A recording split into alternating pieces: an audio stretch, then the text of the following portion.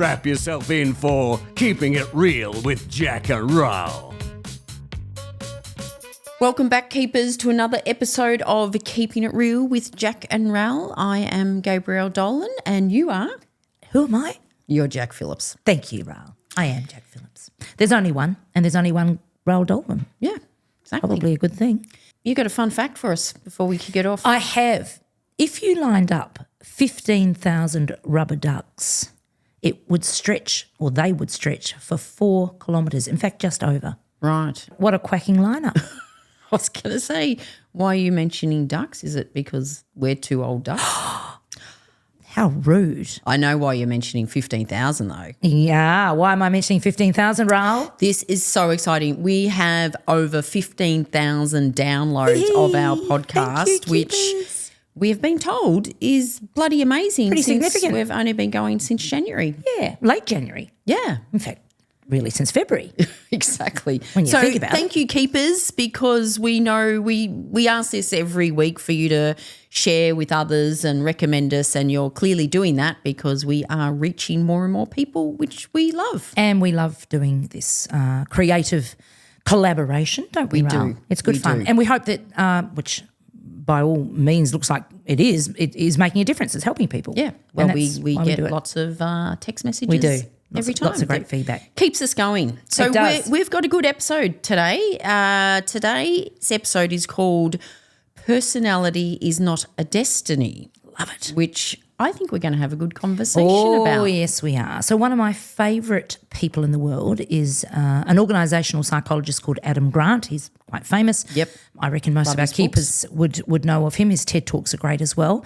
And he says when it comes to your personality, and particularly it not being a destiny, that's just the way I am is a missed opportunity, yeah? So if you know somebody or you are somebody who says, oh, no, but that's just the way I am, in reference to their personality, Yeah. there's a very good chance that they are somebody who is actually using that as an excuse not to change, Yeah. which is interesting, right? Can I tell you a story about a client of mine, Sam? You certainly can. So Sam came to me a little while ago, 46, 47 years of age, said, can I get your help? I'm shy, I'm an introvert, and I think it's holding me back at work. And I said, of course, let's have a chat about that, Sam. And what was interesting about Sam was that she had always been shy and she'd always been an introvert. And up until now, she wasn't aware or didn't feel it was holding her back. But she had gotten some feedback from her leader saying, you're not speaking up enough in meetings. I think in order for you to get to the next stage of your career, you're going to need to change your personality. Wow. Okay. Big words, right? Is that because she'd become a little bit more senior? Senior. Yeah, she okay. had. Yeah, yes, yeah, you're right. fair enough. You're exactly right. And there was expectations on herself that she would then go on to the next promotion. Yep. But her leader was suggesting that might not be as easy for Sam if she stayed doing what she was doing. And so this person had said, you're going to need to change your personality. Now, I don't know about you, but when somebody says change your personality, I sort of think, whoa, that's a big call, right? Yeah, exactly. That's hard. Your initial reaction would be, well, I can't. That's just the way I am, which is how you that's started. just the way I Yeah. am. But now that we say that's just the way I am, it's like actually that could be a cop-out, right? That excuses behaviour or excuses a personality. Yep. So I just find that quite interesting. I can tell you more about Sam, but I think you've got a story. Yeah. So I did some work in Arizona a few months ago that's Digger. Little update on Digger the dog, who's had a little knee operation and he's at our feet, and Jac clearly just patted him on a sore spot. I just patted his head. Sorry, Digger. He was licking at his leg. I didn't want him licking at his leg. He's gone over to Keehlan now. Yeah, safe He's gone space. safe space Yeah. with the boys. Yeah. And I want to go near the boys. Tell us about your story. I did some work in Arizona, and one of the things I did was a branding workshop. So what I got people to do is to say, list the 5 branding words you would want people to say about you. So list the 5 words. And then I take them through this sort of process, and part of the process is now think of some personal stories to demonstrate that, like that you could share. Yeah. So, it might be collaborative, and you try to think of a personal story around collaboration. Cool. afterwards, she said she could think of lots of work stories around these 5 brand words, but couldn't think of any personal stories. Interesting. And realised that she had done the work that I asked for from a work perspective. So she redid it again, thinking what words would describe me personally, and they were different.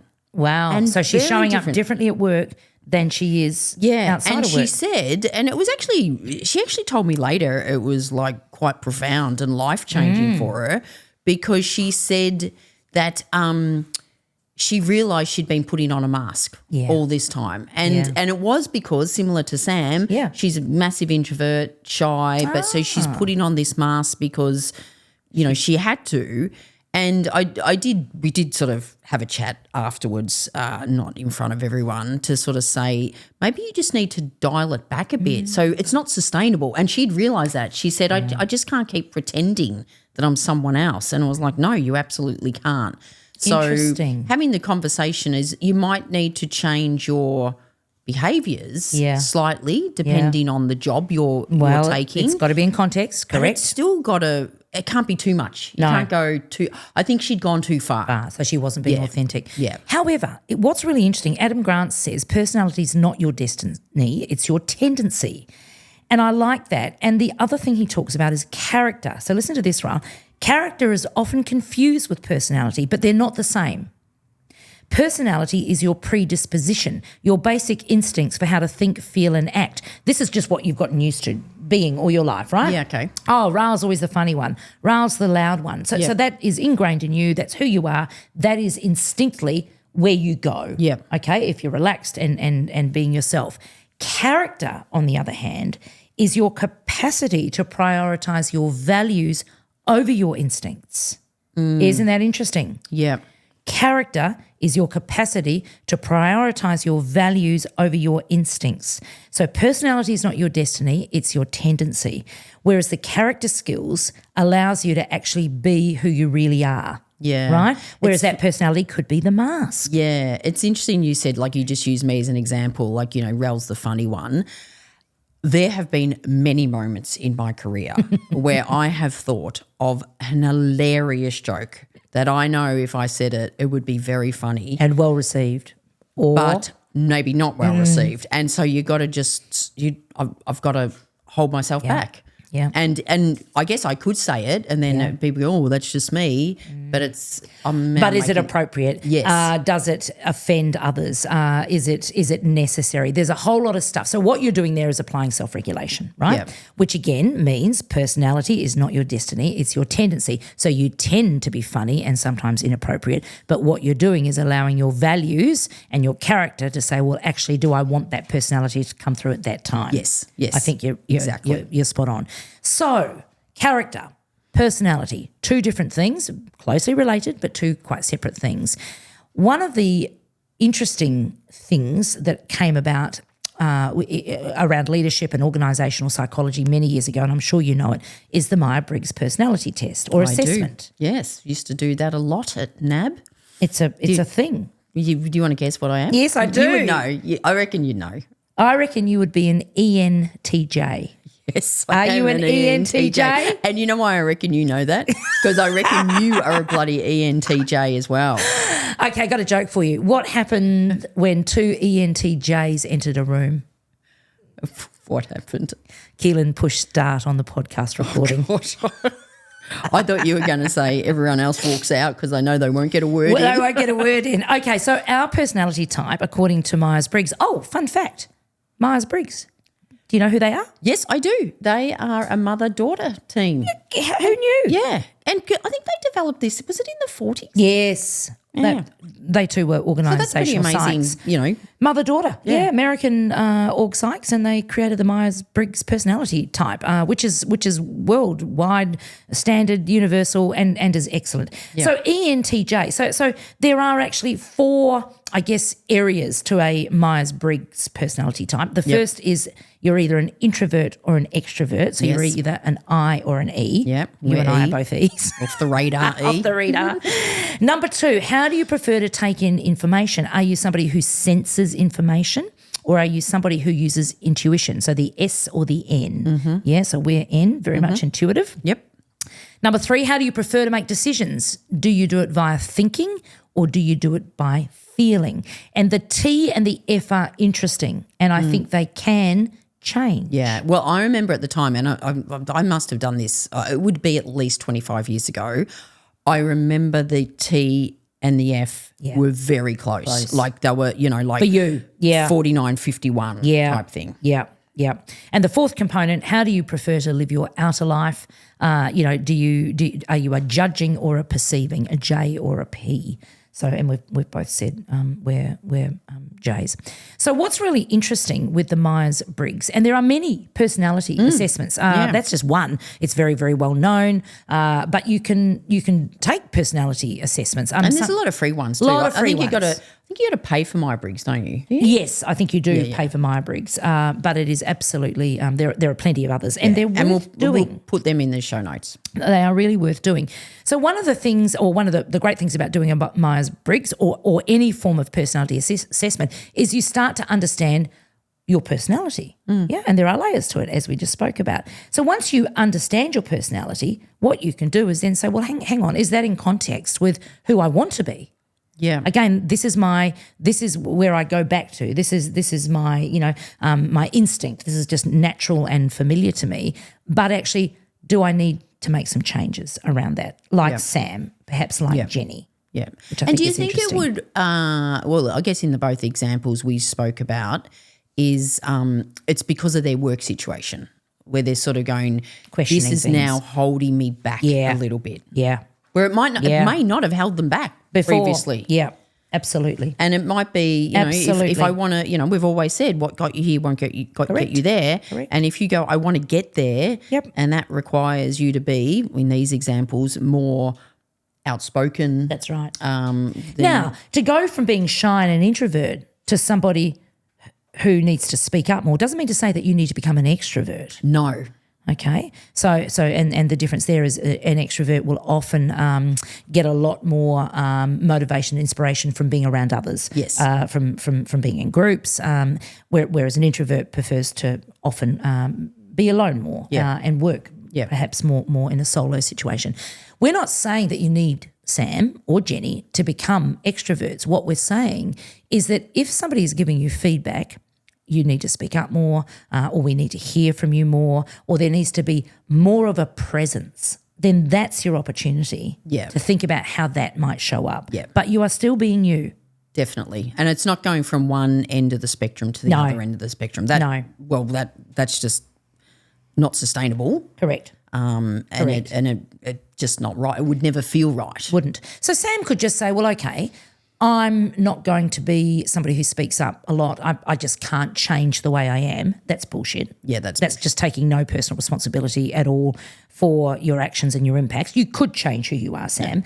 But if you choose not to, then that comes with a consequence in that workplace because you've been told, we expect this from you. If you're not going to deliver on that, then you won't perhaps be promoted or achieve what you want to achieve. So Sam's got a choice. She can either stay where she is and make some changes based on the feedback, based on knowing who her personality is, or she could leave and go and find a different workplace where maybe that expectation is different. I mean, again, you're not pigeonholed here. No. That, again, just because you use me and my being funny as an example, when in one of my very early jobs, so like I started this when I was 18, so like 18, 19, 20. Yeah. And I think I've shared the story before where I got called in to say you were not employed to be the office clown. And I because I was so immature and thinking I know everything at 20, I would have, my reaction was, well, that's just the way I am. Yes. That was my reaction. Yeah. Did it come with consequences? Absolutely it did. Good reflection. And I was overlooked for it was a team leader role. Yeah. But I was overlooked for that. And at the time I went, fine then, but you look back now and I go, that was the consequences because I just didn't take it seriously. No. I didn't take the feedback seriously. That's exactly the point. So feedback is a gift and you have a choice. You can't unhear that. You've never not thought about it since because you've mentioned it so many times. Like, that was a significant moment for you. So you had choices. You could say, well, bugger you, I am the office clown and I like who I am and that's who I am. But it came with consequences. In that moment, in that office, under that leader, they didn't want that. Yeah. So you had a choice. Either Well, they didn't move, want it all the time. they didn't want it all the clearly. time. Whereas, another leader could say, actually, this is a real winner for our culture. We love the fact you bring humour all the time, and lift this place. It's actually productive. It's motivating. But again, it depended on the leader and it depends what you do with that feedback. Yeah. But in that moment, you chose to say, well, I'm not changing. That's who I am. And as a result, it came with consequences. So personality is not a destiny. It really isn't. If you want to change, you can. It is about a growth mindset. But it starts with feedback. And I think that's the most important thing. And if you don't want to do a Myer Briggs personality assessment or any other form of free personality assessment, I'm sure most people would, then go and ask people, how would you describe my personality? Yeah. If you had to think of 4 things that describe who I am when it comes to my personality, then what are they? Then knowing that could be really helpful because you could go, oh, I didn't think I was that. Or And that's not what I want. It could be even as simple as when you do get feedback and and your natural reaction is, but that's just the way I am. Yeah. It's going, okay, but that doesn't need to be the way it is. Yeah, that's exactly right. And then it comes down to a decision like, well, do you want to work on that or not? Absolutely.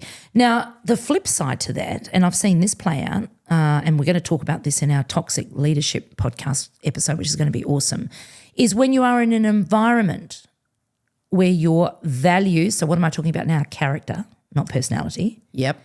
are being totally misaligned. Yeah?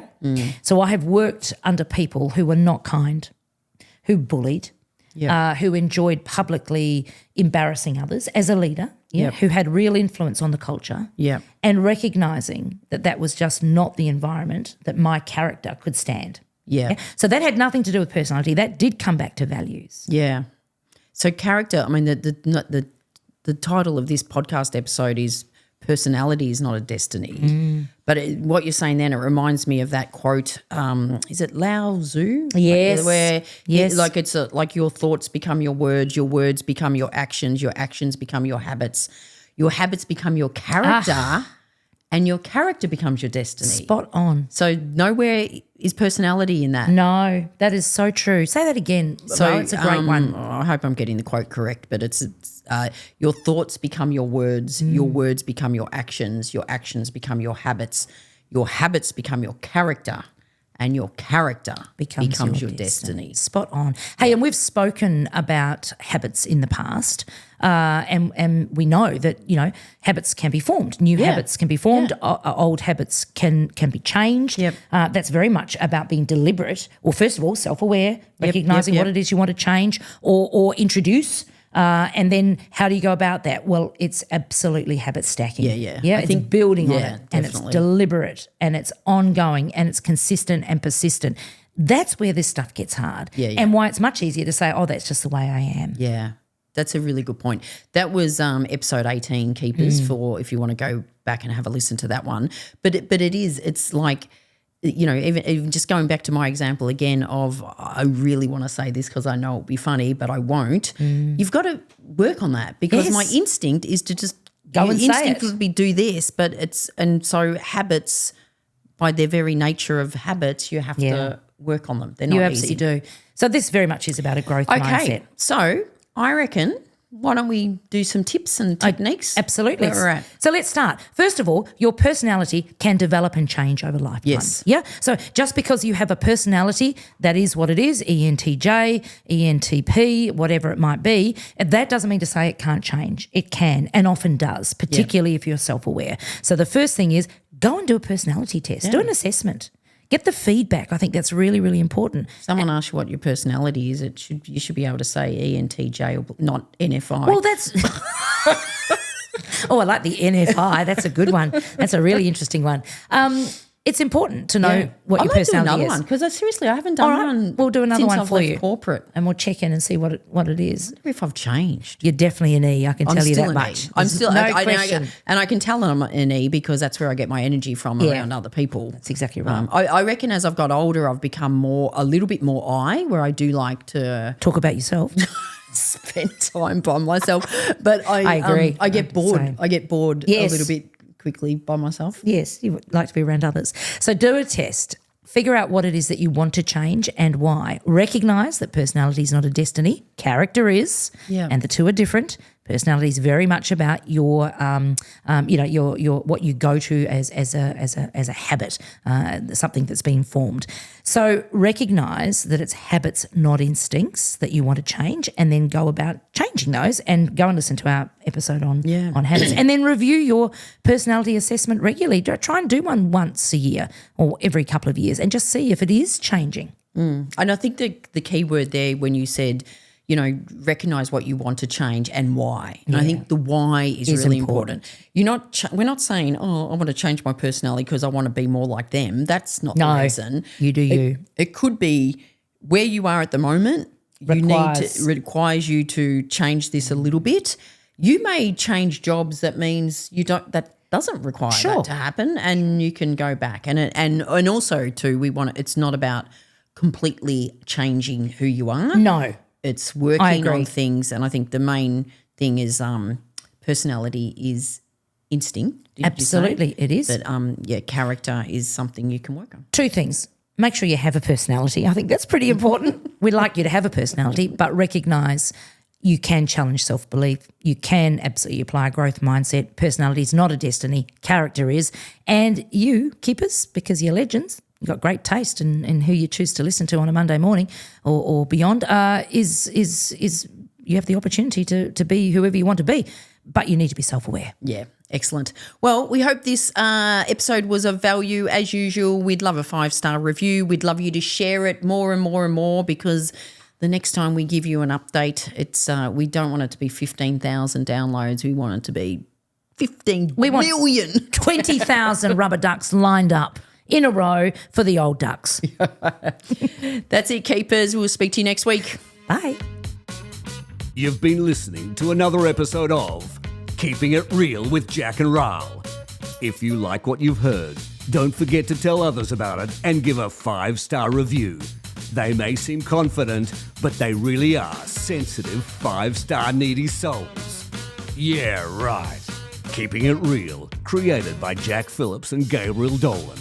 Produced by Keehlan Ferrari Brown. And this really real voiceover, spoken by Richard Phillips.